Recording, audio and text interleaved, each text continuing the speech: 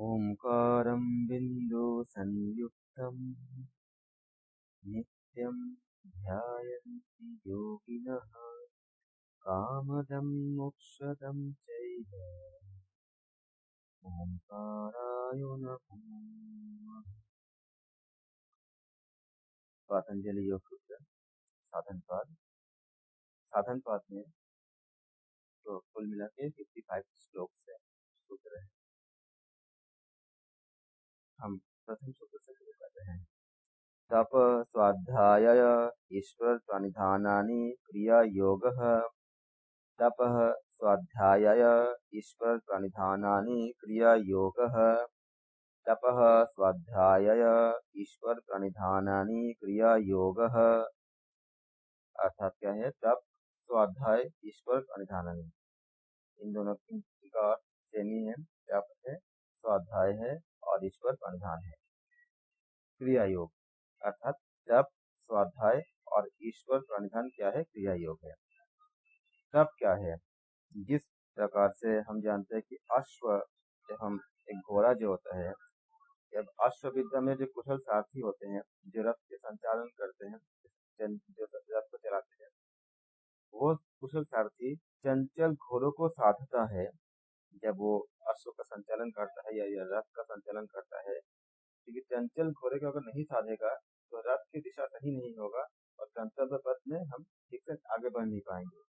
उसी प्रकार से शरीर, मन, प्राण, इंद्रिय और मन को उचित रीति और अभ्यास से वशीकार करने को हम तप कहते हैं, जिससे सर्दी गर्मी, भूख प्यास, सुख दुख, हर्ष शोक और मान अपमान आदि संपूर्ण द्वंद्वों की अवस्था में बिना विक्षेप के स्वस्थ शरीर और निर्मल अंतःकरण के साथ योग मार्ग में हम प्रवृत्त रह सके। शरीर में व्याधि तथा पीड़ा, इंद्रियों में विकार और चित्त में अप्रसन्नता उत्पन्न करने वाले जो तामसी वृत्ति होती है, तामसी तप जो होती है, वो योग मार्ग को क्या करता है? बंधित करता है, यानी कि बांधता है, हमें आगे बढ़ने देता नहीं है। इसको इसलिए उसमें ये निंदित होता है और ये वर्जित होता है। हम तामसी तप जो होती है वो योग मार्ग में हमारा वर्जित होता है। श्री व्यास जी महाराज लिखते हैं कि अनादि कर्म क्लेश वासना से चित्रित हुआ जो विषयों में प्रवृत्त कराने वाले अशुद्धि संज्ञक रजस तमस का जो प्रसार है, वह बिना तप के अनुष्ठान के नाश को प्राप्त होना असंभव है। अतः सबसे पहले तप रूप साधन का उपदेश किया गया है, जो तप चित्त की प्रसन्नता का हेतु हो तथा शरीर इंद्रियों इत्यादि में बाधा कारक हो, यानी पीड़ादायक, बाधा कारक न हो। बाधा कारक अगर होगा तो हम योग में आगे बढ़ नहीं पाएंगे। यानी जो शरीर, मन तथा इंद्रिया इत्यादि का बाधा कारक या पीड़ा कारक न हो, वही सेवनीय है, वही हमें करना चाहिए, अन्य नहीं, दूसरा को हम नहीं करना चाहिए। इस तरह से हम देखते हैं कि तप का हमारे जीवन में बहुत ज्यादा महत्वपूर्ण योगदान है, जिससे हम द्वंद्वों को सहन करने की हमें क्षमता प्राप्त होती है। अब आती है स्वाध्याय। स्वाध्याय का अर्थ क्या है? स्वाध्याय का अर्थ है वेद, उपनिषद आदि योग और सांख्य के आध्यात्म संबंधी विवेक ज्ञान उत्पन्न करने वाले सत शास्त्रों का नियम पूर्वक अध्ययन और ओंकार सहित गायत्री आदि मंत्रों का जाप, इसको स्वाध्याय में रखा, इसको स्वाध्याय में बताया गया है, इसको रखा गया है। ईश्वर प्रणिधान का जो सामान्य अर्थ है वो ये है, ईश्वर के प्रति विशेष भक्ति और शरीर, इंद्रिय, मन, प्राण, अंतःकरण आदि सब बाह्य और आभ्यंतर कारणों, उससे होने वाले सारे कर्मों और उनके फलों को, अर्थात सारे बाह्य और आभ्यंतर जीवन को ईश्वर को प्रति समर्पण कर देना होता है। और उसके विशेष अर्थ दूसरा होता है कि ईश्वर प्रणिधान के दूसरा अर्थ यह है कि ओम का उसके अर्थों की भावना सहित, मतलब ओंकार के अर्थों को समझते हुए उनके अर्थों की भावना सहित मानसिक जाप करना भी हमारा ईश्वर प्रणिधान में आता है। इसको भी हम ईश्वर प्रणिधान कहते हैं। जैसे कि हम देखें कि समाधि पाद में भी हमने देखे थे श्लोक नंबर 28 में, इसमें भी बताया गया था कि इसके व्याख्या के वक्तव्य में बताया गया था कि ईश्वर प्राधिकरण का अर्थ क्या होती है। इस तरह से ईश्वर के प्रति वास्तविक जो होती है शुरुआत में वो समर्पण के लिए होती है, और दूसरा क्या होता है ओम का उनके अर्थ को समझते हुए मानसिक जाप करना।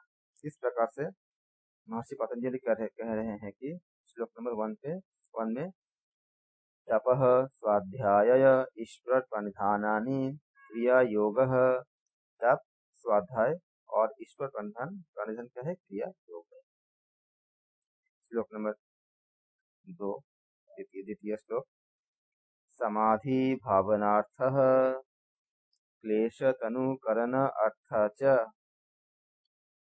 इसका अर्थ क्या हुआ एक साथ पढ़ेंगे तो, समाधि भावनार्थः क्लेश तनुकरणार्थ च। क्लेश समाधि भावनार्थः क्लेश तनुकरण अर्थश्च।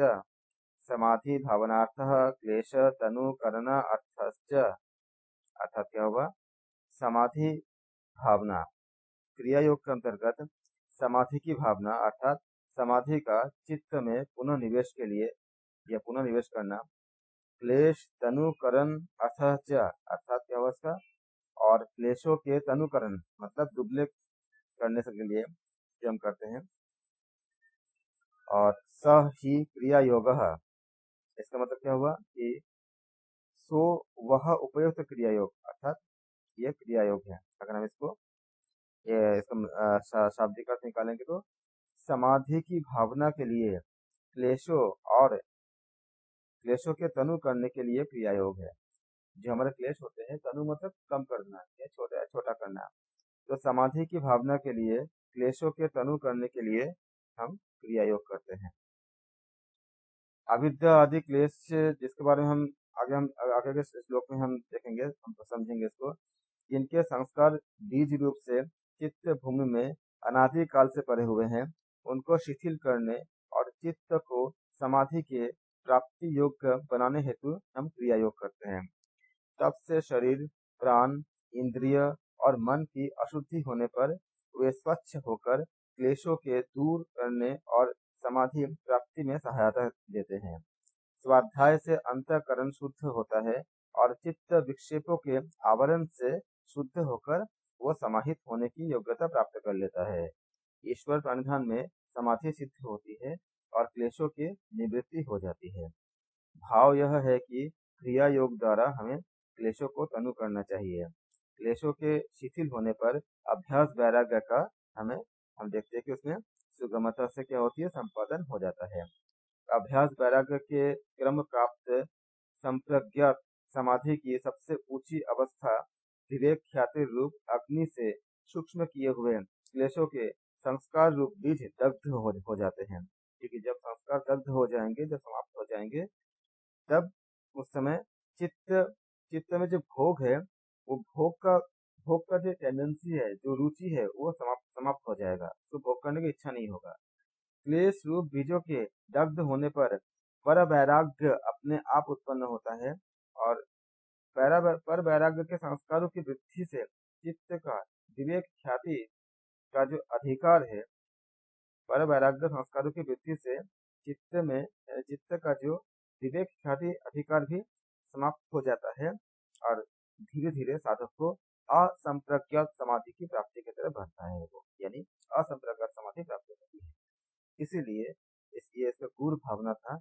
इसीलिए कहा गया कि समाधि भावनार्थ क्लेश तनु करण अर्थश्च, कि समाधि की भावना के लिए क्लेशों को कम करने होते हैं, अर्थात तनु करने के लिए हम क्रिया योग करते हैं। श्लोक नंबर 3 अत्यंत महत्वपूर्ण है परीक्षा के दृष्टिकोण से भी, और इसके डायरेक्टली पूछे जा सकते हैं। याद रखिएगा, साधन पाठ के श्लोक नंबर 3 है अविद्या अस्मिता राग द्वेष अभिनिवेशः क्लेशः। इसको पंचक्लेश भी कहते हैं। कि पंचक्लेश ये क्वेश्चन कई बार पूछा गया है। पंचक्लेश किस पाद में है? तो आप याद रखना, पंचक्लेश जो 5 क्लेश है, पंचक्लेश साधन पाठ के तृतीय नंबर सूत्र या श्लोक में है। अगर एग्जाम में श्लोक नंबर पूछे जाएंगे तो आप श्लोक नंबर याद रखना। पंच क्लेश बहुत इंपॉर्टेंट है, क्योंकि 5 क्लेश हमारे जीवन में सबसे बड़ा महत्वपूर्ण भूमिका रखते हैं। ये पंच क्लेश अविद्या, अस्मिता, राग, द्वेष, अभिनिवेश, ये जो है इसे हम पंच क्लेश कहते हैं। तो अविद्या, अस्मिता, राग, द्वेष, अभिनिवेश, क्लेशः। अविद्या, अस्मिता, राग, द्वेष और अभिनिवेश, ये 5 क्लेश है। कौन सी है? श्लोक नंबर 3 साधन पाठ के। अब हम इसको समझते हैं कि इनका अर्थ क्या है। अविद्या, अस्मिता, राग, द्वेष और अभिनिवेश, ये क्लेश है। ये जो पांच विधा बाधाएं हैं, ये बाधना रूप पीड़ा को उत्पन्न करते हैं और चित्त में वर्तमान रहते हुए संस्कार रूप गुणों को परिणाम संस्कार रूप जो गुण होते हैं उनके गुणों को परिणाम को दृढ़ करते हैं, इसलिए क्लेश के नाम से जाने जाते हैं। ये पांचों विपर्य अर्थात ये क्या करते हैं? मिथ्या ज्ञान को उत्पन्न करते हैं, क्योंकि उन सब का कारण अविद्या ही होता है। हम तमस जो है, तमस और मोह के बारे में थोड़ा सा जानेंगे। वास्तव में क्या होता है कि अविद्या, अस्मिता, राग, द्वेष और अभिनिवेश, इन क्लेशों की संख्या क्रम से क्या होती है? अविद्या किससे आती है? अविद्या आती है तमस से। अस्मिता किससे आती है? अस्मिता आती है मोह से। राग किससे आती है? राग आती है महामोह से। द्वेष किससे आती है? द्वेष आती है तामिस्त्र से। और अभिनिवेश किससे आती है? अभिनिवेश आती है अंध तामिस्त्र से। ये इसका खाली नामांतरण है। तमस अविद्या, मोह अस्मिता, महामोह राग, तामिस्त्र द्वेष और अंध तामिस्त्र यानी अभिनिवेश। ये ये जो आपका सांख्य और योग में हम देखते हैं कि पंच पर्वा इसको अविद्या कही गई है। ये तमस आदि में बहुत ज्यादा, क्योंकि तमोगुण से प्रेरित होती है, लेकिन इसे सूक्ष्म एक व्याख्या है। तमस और मोह के जो भेद होते हैं, तमस और मोह का 8 प्रकार का भेद होता है। महामोह 10 प्रकार का होता है। तामिस्त्र और अंध तामिस्त्र 18 प्रकार के होते हैं। तमस अविद्या, अविद्या क्या होती है? ये तमस प्रधान होती है। अविद्या के लिए अगर हम बात करेंगे तो ये प्रधान, महत्त्व, अहंकार और 5 तन्मात्राएं, इन 8 अनात्म प्रकृतियों में आत्म भ्रांति रूप अविद्या, ये संगक तम 8 विषय वाला होने के कारण ये 8 प्रकार का होता है। ऐसे मोह, अस्मिता, गौण फल रूप अनिमा, महिमा आदि 8 ऐश्वर्यों में जो परम पुरुषार्थ भ्रांति रूप जो ज्ञान होती है, वह अस्मिता संगक मोह कहलाता है। यह भी अनिमा आदि 8 भेद से 8 प्रकार का है।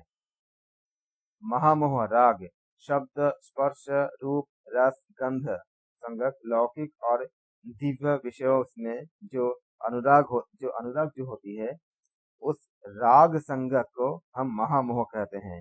यह भी 10 विषय वाला होने से ये 10 तरह की होती है। तामिस्त्र यानी द्वेष, इस तरह से उपयोग जो 8 अभी हमने चर्चा की, हमने 8 ऐश्वर्य और 10 विषयों के भोगार्थ जब हम प्रवृत्त होते हैं, तो प्रवृत्त होने पर किसी प्रतिबंधक से इन विषयों के भोग लाभ में विघ्न पड़ने से जो प्रतिबंधक विषय द्वेष करता है कि हमें, अगर हम मान लो कि हमें किसी तरह के इनकम भोग करना चाहते हैं और हमें भोग करने में कोई बाधा पहुंचा रहा है, तो वो बाधा के कारण जो हमें जो अंदर जो द्वेष पैदा होता है, उसको हम तामिस्त्र कहते हैं।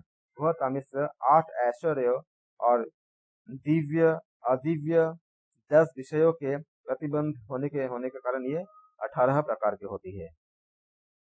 अब हम करेंगे अंध तामिस्त्र, यानी इसको हम कहते हैं अभिनिवेश।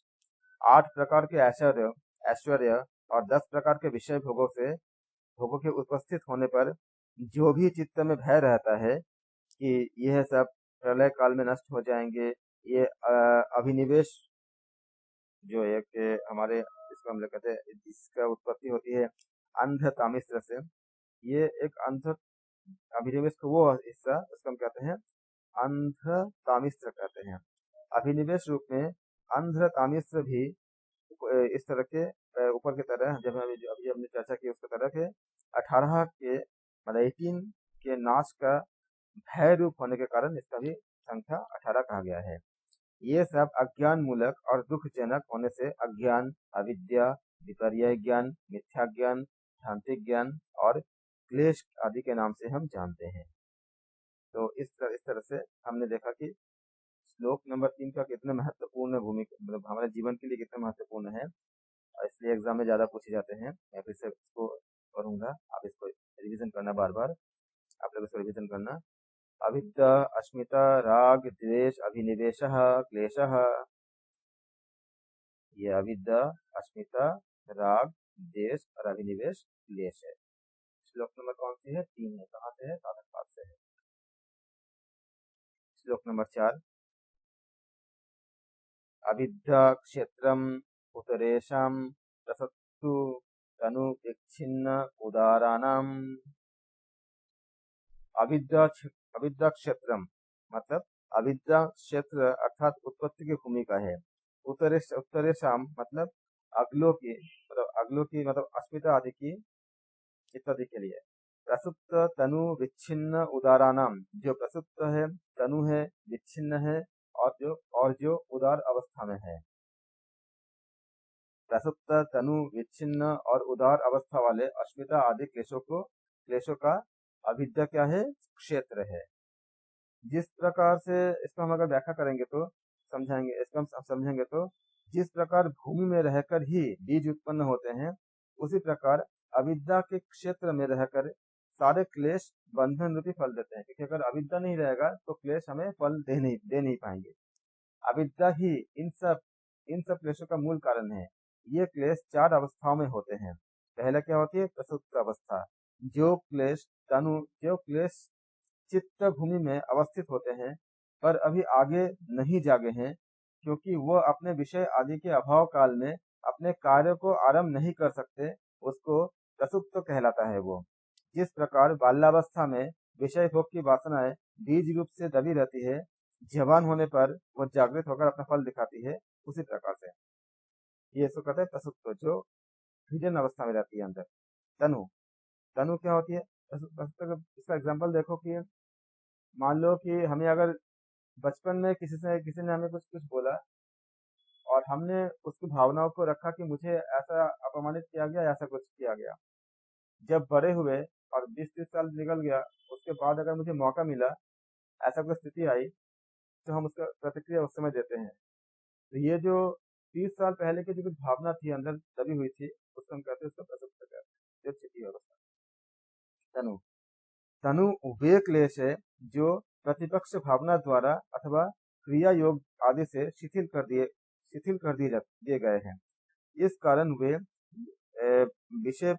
विशेष रूप से इस कारण वे विषय के होते हुए भी अपना कार्य के आरंभ करने में समर्थ नहीं होते हैं, शांत रहते हैं। परंतु इनकी जो वासनाएं होती है वो सूक्ष्म रूप से चित्त में बनी रहती है। जैसे हम कहते हैं कि तनु को हम इस तरह समझ सकते हैं कि यथार्थ ज्ञान के अभ्यास से अविद्या को, भेद दर्शन के अभ्यास से अस्मिता को, मध्यस्थ होने के विचार से, जब हम मध्यस्थता करते हैं तो मध्यस्थ होने के विचार से राग द्वेष को, ममता के त्याग से अभिनिवेश क्लेश को तनु यानी शिथिल किया जाता है, तथा धारणा, ध्यान और समाधि द्वारा अविद्या, अस्मिता आदि सारे तनु क्लेश, सारे जितना भी क्लेश है उसको हम कम करते हैं या उसको तनु कर देते हैं। विच्छिन्न विच्छिन्न क्या होता है? विच्छिन्न क्लेशों की विच्छिन्न जो होती है, विच्छिन्न क्लेशों की एक विशेष अवस्था होती है, जिसमें विच्छिन्न जो अवस्था होती है वो क्लेश की एक ऐसी अवस्था होती है जिसमें क्लेश किसी दूसरे बलवान क्लेश से दबे हुए शक्ति के रूप में रहते हैं और उसके अभाव में वर्तमान हो जाते हैं। जैसा कि कोई गुस्सा आया मान लो बहुत तेजी से, लेकिन सामने वाले पे हम गुस्सा कर नहीं सकते क्योंकि बहुत हमसे बलवान है, तो हमारा गुस्सा क्या दब जाता है। लेकिन जब वो सामने वाला अगर नहीं रहेगा, उसका अगर बल नहीं रहेगा, तो हम उसका गुस्सा उस पर हम उतार देते हैं, क्योंकि वो उस समय तो हमारे अंदर वो दब जाता है। उसी को विच्छिन्न मतलब टूट जाना। तो विच्छिन्न क्लेश की वो अवस्था है जिसमें क्लेश किसी दूसरे बलवान क्लेश से दबे हुए शक्ति के रूप में संचित रहते हैं। जैसे मान लो कि एक क्लेश है कि क्रोध है, किसी में गुस्सा उतारनी है। अब गुस्सा किसी के प्रति मेरे को बहुत क्रोध है, तो ये क्रोध जो है ये क्या है, आपका एक क्लेश है। लेकिन उसी इंसान से हमें बहुत लाभ भी मिलेगा, रिश्वत के तौर पे या किसी और तौर पे हमें बहुत लोभ भी है, हमें कुछ फायदा भी होना है। तो उस समय, जिस समय तक उससे मुझे फायदा होना है, मैं उस पर गुस्सा नहीं कर पाता। तो गुस्सा जो है आपका क्लेश था, लेकिन वो दबा हुआ था क्योंकि गुस्से से ज्यादा एक दूसरा क्लेश जो लोभ है उससे ज्यादा बलवान है। कि अगर मैं उसको अगर इस समय गुस्सा करूंगा तो हमारे हाथ से कोई अपॉर्चुनिटी या कोई पैसा या ऐसा कुछ निकल जाएगा। और वो जो लोभ है, लोभ ज्यादा बलवान है क्रोध से। तो जब तक हम उस लोभ को जब तक वो लोभ रहेगा, कि जब तक मुझे उससे फायदा रहेगा तब तक हम गुस्सा नहीं करेंगे। और जब ये फायदा निकल जाएगा, जब ये हमें पूरा पूरा लाभ मिल जाएगा, तब हम वो क्रोध एक्टिव हो जाएगा, क्योंकि उस समय लोभ का जो शक्ति था वो खत्म हो गया, क्योंकि हमने उससे जो पाना था पा लिया। तब क्या होगा, वो क्रोध काम करेगा। इसी को बताया गया कि विच्छिन्न क्लेशों की वो अवस्था है जिसमें क्लेश किसी दूसरे बलवान क्लेश से दबे हुए शक्ति के रूप से रहते हैं।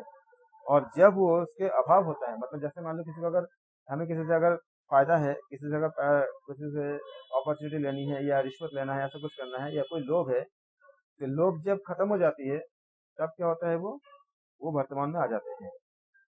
जब वो क्रोध, जैसा मुझे गुस्सा था, गुस्सा निकलेगा। तो इसी को बताया जा रहा है कि दूसरे बलवान क्लेश से दबे हुए शक्ति रूप में रहते हैं और उसके अभाव में वो वर्तमान हो जाते हैं। जैसे द्वेष अवस्था में राग छिपा रहता है और राग अवस्था में देश देश छिपा रहता है। जब जब द्वेष होता है तो उसमें राग भी छिपा रहता है द्वेष के अंदर, और जब राग होता है तो राग के अंदर द्वेष भी छिपा रहता है। उदार उदार क्या होती है? उदार क्लेशों की वो अवस्था है जो अपने सहायक विषयों को पाकर अपने कार्य में प्रवृत्त होते हैं। जैसे व्युत्थान अवस्था में साधारण मनुष्य में जो चीजें होती है उसको उदार कहते हैं। उदार क्या होती है? उदार क्लेश की वो एक विशेष अवस्था होती है जो अपने सहायक विषयों को पाकर अपने कार्य में प्रवृत्त हो रहे हैं। जैसे व्युत्थान विषय में साधारण मनुष्य में ऐसा जिस तरह होती है। इन सब का मूल कारण क्या होती है? अविद्या होती है। उसी के नाश होने से सर्व क्लेश क्या होती है? समूल नाश हो जाते हैं। दग्ध बीज दग्ध बीज क्या होती है? क्रिया योग अथवा संप्रज्ञात समाधि द्वारा तनु किए हुए क्लेश प्रसंख्यान अर्थात विवेक ख्याति रूप अग्नि में दग्ध बीज भाव को प्राप्त हो जाते हैं। तत्पश्चात पुनः अंकुर उत्पन्न करने और फल देने में वो असमर्थ हो जाते हैं। जिस प्रकार अग्नि से जले हुए बीज फिर नहीं उगते, उसी प्रकार से विवेक ज्ञान अग्नि से जले हुए क्लेश फिर से उत्पन्न नहीं होते हैं। इस तरह से हमने देखा कि श्लोक नंबर हमारे 4 में साधन पाठ में ये बताया गया है कि अविद्या क्षेत्रम उत्तरेशम रसत्तु तनु विच्छिन्न उदारानाम का अभी आपने समझे कि इसका अर्थ क्या है, किस तरह से क्षेत्र की बात क्या बताने जा रहे हैं और किस तरह से अविद्या हमसे हावी होते हैं या मनुष्य पे हावी होते हैं। श्लोक नंबर 5 साधन पाठ के।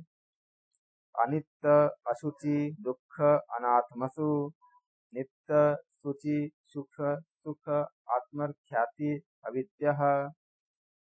इसको एक साथ पढ़ेंगे। अनित्य अशुचि दुख अनात्मसु नित्य सुचि सुख आत्मख्याति अविद्या। अनित्य अपवित्र दुख, अनित्य इसको अगर एक साथ करेंगे तो अनित्य अशुचि दुख अनात्मसु, यानी अनित्य अपवित्र दुख और अनात्मा जड़ जो होती है वो, नित्य सूची सुख और आत्मख्याति, नित्य पवित्र सुख और आत्मभाव अर्थात चेतना का ज्ञान क्या होती है? अविद्या होती है। अनित्य में नित्य, अपवित्र में पवित्र, दुख में सुख और अनात्म में आत्मा का ज्ञान अविद्या है। इसको अगर हम व्याख्या करेंगे तो अविद्या क्या होती है कि अनित्य को जब हम नित्य समझते हैं तो वो अविद्या हो जाएगा। अपवित्र को जो अगर हम पवित्र समझ लेंगे तो वो अविद्या हो जाएगा। दुख में अगर हम सुख और अनात्मा में अगर आत्मा का अगर हम ज्ञान करने लग जाएंगे तो क्या हो जाएगा, वो अविद्या हो जाएगा। अर्थात क्या हुआ इसका, जिसमें जो धर्म नहीं है उसमें उसका भान होना अविद्या का लक्षण है। जैसे मान लो अगर आप पानी पीना चाहते हो लेकिन आपके सामने पानी की जगह पे मान लो कि आपको जूस दे दिया गया है, लेकिन अगर जूस को अगर आप पानी मान लोगे और पी लोगे तो जो पानी का जो फंक्शन है पूरा जूस पूरा पूरा नहीं कर सकता, और जूस का जो फंक्शन है पानी नहीं कर सकता। तो अगर जूस को अगर पानी पीकर हम पीते हैं या पानी को अगर जूस समझ के पीते हैं तो जो उसमें गुण है नहीं उसको हम मान लेते हैं। तो जो जूस पीने पे जो फल होना चाहिए था, अगर पानी को अगर हम जूस नाम देकर पियेंगे तो उसका टेस्ट अलग होगा, उसका बाकी सब चीजें से अलग हो सकती है। जहाँ पे दुख है उसको अगर हम सुख मान लेंगे, जैसे मान लो कि गलत तरीके से अगर कोई मान लो कि अलग कोई अर्निंग करता है या कुछ उपार्जन करता है जो गलत तरीके है, किसी को धोखा देके ऐसे कुछ करके, उसे लगता है कि उस पैसे से उसको सुख मिलेगा, लेकिन ये क्या है, वो दुख का कारण होती है, सुख नहीं मिलती उससे। तो ये जो हम सोचते हैं, अगर कोई सोचता है कि है तो वो दुख के कारण, क्योंकि वो गलत तरीके से वो पैसा को इकट्ठा कर रहा है, लेकिन उसको वो सुख मान रहा है। अगर ऐसा मानता है तो वो क्या कहलाएगा, वो अविद्या कहलाएगा, और उसके कारण क्या, दुख। जिसमें जो इसको कहा गया कि जिसमें जो धर्म नहीं है, धर्म मतलब वो हमारे वो ऐसा धर्म नहीं, धर्म मतलब जो धारण करता है। जल का गुण एक विशेष प्रकार की प्रकृति को धारण करना है, और रस का, फलों का रस दूसरे तरह की प्रकृति का धारण करना है। लेकिन ये दोनों प्रकृति अलग अलग है। तो जिसमें जो धर्म नहीं है उसमें उसका भ्रम होना अविद्या का सामान्य लक्षण होता है। पशु के तुल्य अविद्या के भी चार भेद होते हैं। ये इस प्रकार होते हैं। अनित्य में नित्य का ज्ञान, अर्थात संपूर्ण जगत और उसकी संपत्ति अनित्य है, क्योंकि ये उत्पत्ति वाला और एक बार उत्पत्ति होगा फिर विनाश हो जाएगा, उत्पत्ति वाला है और विनाशी है। इसको अगर हम नित्य समझते हैं तो ये हुआ अनित्य में नित्य का ज्ञान, जो हमारे अविद्या के कारण होता है। फिर हम देखते हैं अपवित्र में पवित्रता का ज्ञान। शरीर क्या होती है, शरीर कफ, रुधिर, मल, मूत्र आदि का स्थान अपवित्र है, इसको हम पवित्र मानते हैं। अन्याय, चोरी, हिंसा आदि से कमाया हुआ धन अपवित्र है, उसको अगर हम पवित्र मानते हैं। अधर्म, पाप, हिंसा आदि से रंगा हुआ अंतःकरण अपवित्र है, उसको अगर हम पवित्र मानते हैं। दुखों में सुख का ज्ञान, संसार के विषय सब दुख रूप है, उन्हें उनमें अगर हम सुख को समझते, सुख को अगर मानते हैं, सुख को अगर ढूंढते हैं। अनात्म अर्थात जड़ में आत्मज्ञान, शरीर, इंद्रिय और चित्त ये सब अनात्म या जड़ होते हैं, इनको ही आत्मा समझते हैं। ये चार प्रकार के भेद वाली क्या है, अविद्या है। यही बंधन का मूल कारण है। इसीलिए बताया गया है अनित्य अशुचि दुख अनात्मसु, नित्य शुचि सुख आत्मख्याति अविद्या। अगर इसका सब बोलेंगे तो अनित्य अशुचि दुख अनात्मसु, नित्य शुचि सुख आत्मख्याति अविद्या। तो इसको हमने इस तरह से समझा। श्लोक नंबर 6, साधन का दृक् दर्शन शक्त्यो एकात्मता इव अस्मितः। दृग दर्शन शक्तो मतलब दृक शक्ति और दर्शन शक्ति का एकात्मता इव मतलब एक रूप जैसा भान होना। अस्मिता ये क्या है, अस्मिता एक क्लेश है, अस्मिता नामक क्लेश है। इसको अगर हम अनुवाद करें तो क्या होगा,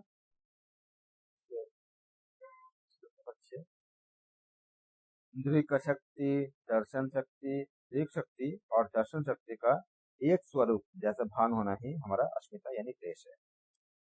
पुरुष दृष्टा है, पुरुष दृष्टा है, चित्त दिखाने वाला और उसका एक करण है। पुरुष चैतन्य है, चित्त जड़ है। पुरुष क्रिया रहित है, चित्त रसोधर्मी अर्थात क्रिया वाला है। पुरुष केवल है, चित्त त्रिगुणमयी होता है। पुरुष अपरिणामी होता है, चित्त एक परिणाम देता है, परिणामशील होता है। पुरुष स्वामी और चित्त उसकी स्व मिल्कियत होती है। इस प्रकार ये दोनों अत्यंत भिन्न हैं, पर अविद्या के कारण दोनों में भेद की प्रतीति हम वो जाती रहती है, हमें लगता है कि एक ही है। इसी को बताया गया है किसमें कि दृग दर्शन शक्तयो एकात्मता इव अस्मिता। श्लोक नंबर 7 साधन पाठ याद रखना श्लोक के साथ इसको, तो क्योंकि एग्जाम में आपको पूछे जाते हैं श्लोक नंबर भी पूछे जाते हैं और श्लोक कहाँ किस पाठ से है उसको भी पूछे जाते हैं।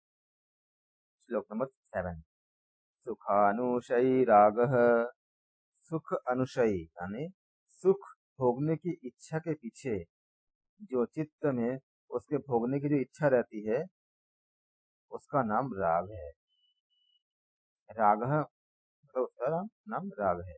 सुखानुशयी राग, शरीर इंद्रिय और मन में आत्माध्यास हो जाने पर जिन वस्तुओं और विषय से सुख प्रतीति होता है उनमें और उनके प्राप्त करने में साधनों में जो इच्छा रूप तृष्णा और लोभ पैदा होता है उसके जो संस्कार चित्त में पड़े हैं उसी का नाम क्या होती है, क्या कहते हैं उसको, राग क्लेश कहते हैं।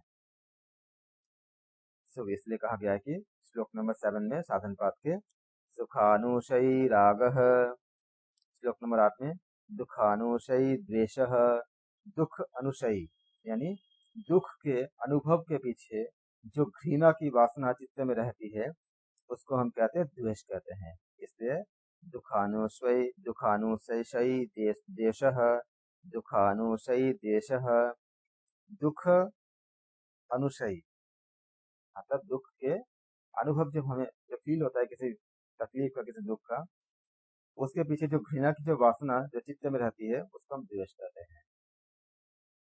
दुख के अनुभव के पीछे जो एक इच्छा रहती है, जो एक वासना होती है चित्त में, जो हमें दुख अनुभव होती है उसको हम द्वेष कहते हैं। जैसे मान लो कि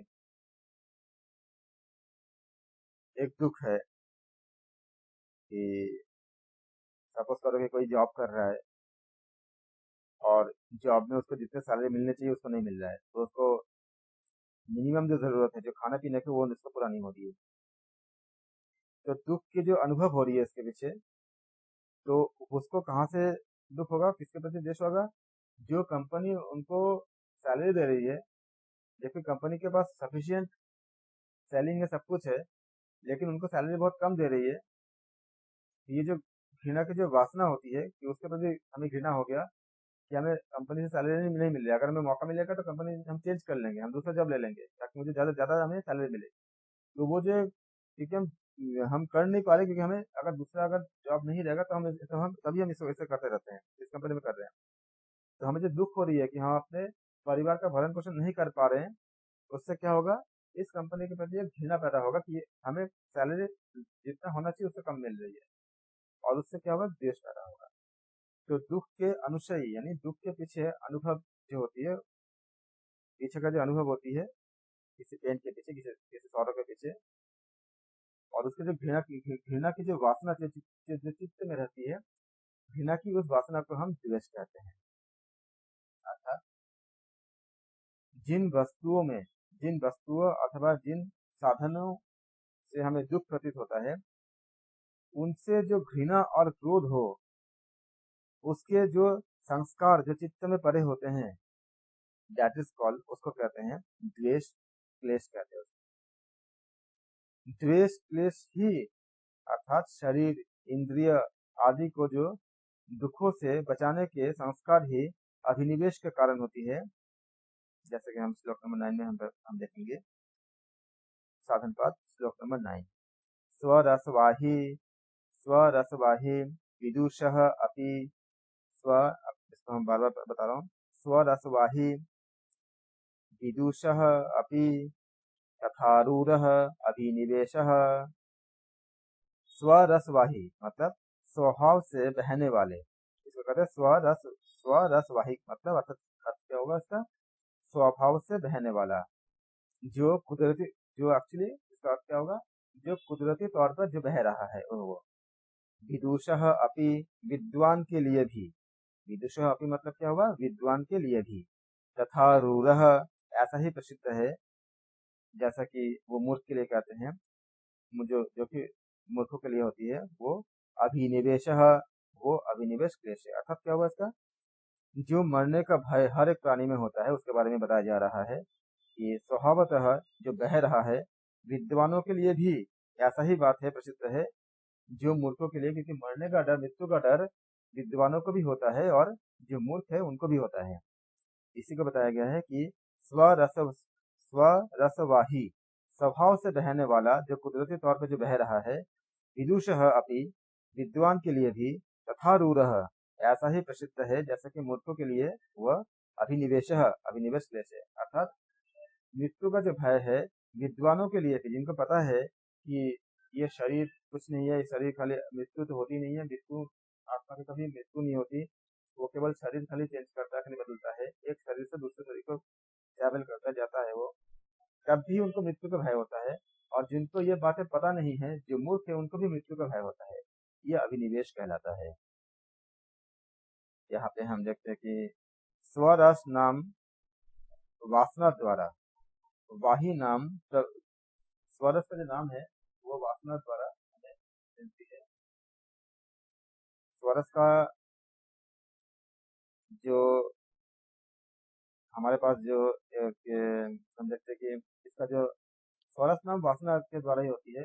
वाही नाम प्रवृत्त है, अर्थात मरण भय से, मरण भय के, मृत्यु के भय के संस्कार में जो सबको जो एक मतलब मृत्यु का भय उत्पन्न होती रहती है, कि मृत्यु के भय के जो एक संस्कार होती है, जो जन्मों जन्मांतरों से प्राणी मात्र में चित्त के स्वभाव में ही रहती है, वो बदलते नहीं है, मृत्यु के डर हमेशा रहते हैं, वो चले आते रहते हैं, तो इसको कहा गया, ये अभिनिवेश कहा गया है। अभिनिवेश उनको भी होता है जिनको सब पता है कि मृत्यु कुछ नहीं है, मृत्यु एक खाली अवस्था है परिवर्तन की, तब भी उनको ऐसा लगता है कि मृत्यु, किसको डरते हैं, उसको कहते हैं मृत्यु का डर है, या अभिनिवेश कहते हैं। श्लोक नंबर 9 था। अभी ये श्लोक हमने जो पढ़ा हमने स्वरसवाही विदुषः अपि तथारूढ़ः अभिनिवेशः। अब हम करेंगे श्लोक नंबर 10 सावधान।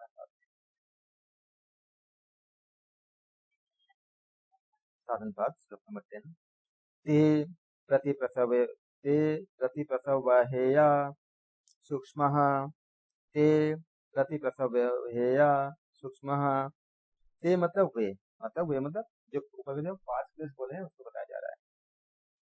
प्रतिप्रसवहेया मतलब असंप्रज्ञात समाधि द्वारा चित्त के अपने कारण में लीन होने से जो त्याग, लीन होने यानी कि जो त्याग में जो, अर्थात हम कह सकते हैं कि चित्त के अपने कारण में लीन होने से त्यागने अर्थात निवृत्ति करने योग्य जो होता है उसको हम कहते हैं प्रतिप्रसवहेया। सूक्ष्म मतलब क्रिया योग से सूक्ष्म और प्रसंख्यान, प्रसंख्यान मतलब विवेक ख्याति रूप से जो हमें उत्पन्न होती है, अग्नि से दग्ध बीज, इसे कहते हैं हम सूक्ष्म कहते हैं। ते प्रतिप्रसवया सूक्ष्म, ये जो हम वर्णन किए थे 5 क्लेश जो क्रिया योग से सूक्ष्म और प्रसंख्यान मतलब विवेक ख्याति रूप अग्नि से दग्ध बीज हो गए हैं, जो पूरा दग्ध हो चुके हैं, असंप्रज्ञात समाधि द्वारा चित्त के अपने कारण में लीन होने से निवृत्त करने योग्य होता है। हमने साधन पाद में श्लोक नंबर 1 से 10 तक के हैं। अगले सीरीज में हम 11 से करेंगे। ओम शांति।